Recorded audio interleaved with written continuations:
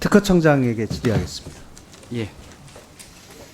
PT를 한번 보여주시죠. 특허청에서 지금 특사경을 운영하고 있죠. 예, 운영하고 있습니다. 이제 특사경을 침해 신고가 접수가 되면 수사를 통해서 이것을 형사사건으로 입건을 해요. 그렇습니다. 형사사건으로 입건한 다음에 이것을 이제 검찰로 넘기는데 지금 우리가 이 국정감사를 준비하면서 특허청에서 특사경으로 입건한 것이 그 뒤로 어떤 프로세스를 거쳐서 최종적으로 법원의 판결까지 나오는지에 관한 이 후속 절차에 대한 피드백이 지금 안 되고 있어요.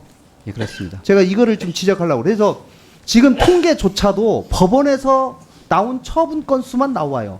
그러니까 여기 보시면은 입건을 해가지고 특히 2017년부터 특히 2018년에 와가지고 현저하게 입건을 했는데 법원에서 처분되는 처분율이 현저하게 떨어지고 있습니다. 그러면 검찰에서 결국은 무혐의를 했다는 가능성이 높은 건데 검찰에서 무혐의를 하고 나서 우리는 분명히 문제가 있다고 해서 검찰에 넘겼는데 검찰에서 이것에 대해서 어떤 그 다음 조치를 냈고 무혐의면 왜 무혐의인지에 대해서 우리한테 통보조차도 안 하고 있고 또 특허청도 그것에 대해서 알아보려고 하지도 않고 지금 이렇게 돼가지고 특히 검찰 단계에서 무혐의를 해서 흐지부지 돼버리고 법원으로 안 넘기는 것에 대해서 엄청난 사각지대가 지금 존재하고 있단 말이에요. 예. 이거는 제가 볼 때는 굉장히 이제 큰 문제가 있기 때문에 이 부분에 관해서 지금 적어도 검찰하고 우리가 업무협조 관계를 맺어서 우리가 입건해서 검찰로 넘긴 것이 검찰이 예를 들면 그 혐의자에 대해서 최종 결론에 대해서 통보하는데 그럼 우리에 대해서는 어떤 통보가 하고 어떤 이유에 있는지라도 적어도 예를 들면은 참고 자격으로라도 우리한테 통보를 해줘야지 우리가 그것에 대해서 피드백을 해야 될 거 아니겠어요? 예, 공감합니다. 예, 꼭 그렇게 업무 협조를 하고 예. 검찰하고 그 부분에 가서 업무 협약을 맺어가지고 앞으로 일 처리를 해주시기 바랍니다. 예, 지금 법무부의 형사사법 시스템에 접속을 하면은 내용을 알 수가 있는데 법무부는 그 특사경이 규모가 작은 부처에 대해서는 시스템 연계를 지금 허용해주지 않고 있습니다.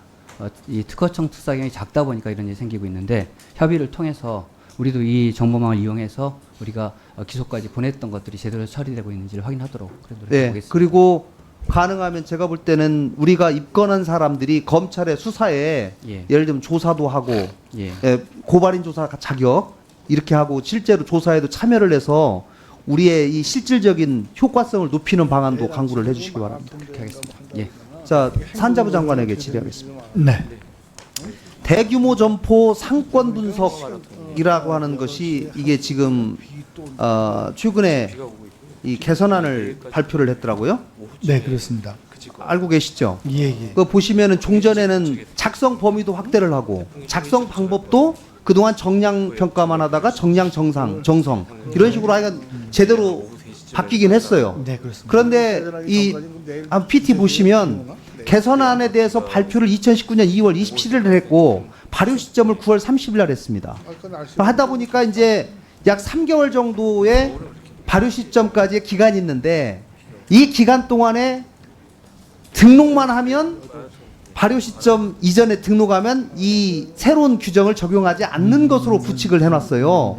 그래서 우리가 조사를 해보니까 무조건 그냥 등록을 해놓고 지금 개설도 안 하고 지금 이러고 있는 회사들이 많이 있어요. 여러 건이 있는데 그러면은 소급 적용 불가 원칙이라는 것이 있기 때문에 한편으로는 실효이익을 보호해야 될 필요가 있다라고 하는 그런 측면에서 제가 검토를 해봤는데 한편으로는 기업들의 입장을 고려하면서도 그러면 대규모 점포 상권 분석을 과거에 이미 한데도 해라 라고 했을 때 어떤 부작용이 있을 것인가 예를 들면 소급 적용했을 때 어떤 부작용이 있을 것인가 생각해 봤을 때 그 부작용은 거의 없고 오히려 상권 분석을 더욱더 내실화하라고 하는 얘기는 그것을 포함해서 왜 지역 협력 계획서를 제대로 수립해라라고 하는 그런 취지이기 때문에 이건 분명히 문제가 있다라는 거고 다른 또 하나는 이미 과거에 개설되어 있는 대규모 점포에 대해서도 그 당시에 상권 영향 분석을 했지만 예를 들면 3년 이상이 지나고 나면 상권 영향이 처음에 예상했던 거하고 그 이후에 많이 바뀔 거 아니겠습니까? 그러면 적어도 3년 정도의 기간을 두고 이것을 지속적으로 모니터링을 해서 상권 분석을 3년에 한번 주기적으로 해서 이것을 지역과 상생 협력 방안에 대해서 업데이트하고 하는 방안이 필요하다라고 하는 제가 제언을 드리는 거예요. 예, 뭐 법적인 내용은 저보다 더 잘 아시겠습니다만은 일단은 근본 우리 개정된 이 시행 규칙의 내용이 좀 절차를 강화하는 내용이기 때문에 원칙적으로는 이게 저 소급 입법이 불가합니다.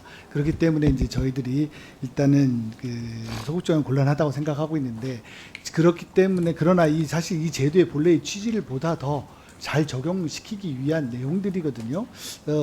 그 지금 말씀하시는 이 내용 자체를 어떻게 저희가 뭐 소급 입법을 아닌 걸로 적용한다는 거는 좀 쉽지 않다고 생각을 하고요. 다만 이 제도가 이제 도입되기 때문에 도입돼서 실질적으로 그 거기와 함께 상생협력 계획서를 내야 되는 거거든요. 근데 똑같은 사람들이 이제 낼 때에 그 지자체와 우리 또 그 협력 대형 유통업자와 이 행정과 함께 좀 상의해서 실질적 내용이 조금 반영될 수 있는 방향으로 한번 노력해 보겠습니다. 제 말씀의 포인트는 이미 개설돼서 2, 3년 알고 있습니다. 이후에 네.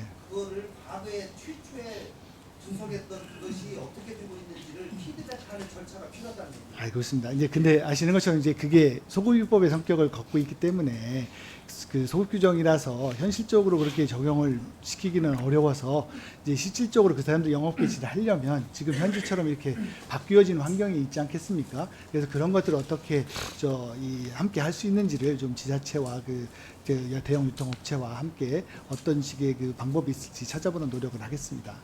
현장에서 가보면 굉장히 처음 예측한 거하고 나중에 3년 후가 차이가 많기 때문에 그 괴리를 메꾸는 그런 작업이 굉장히 필요하다는 말씀입니다. 네, 알겠습니다. 다음은 존경하는 박범계 의원님 질의하시겠습니다.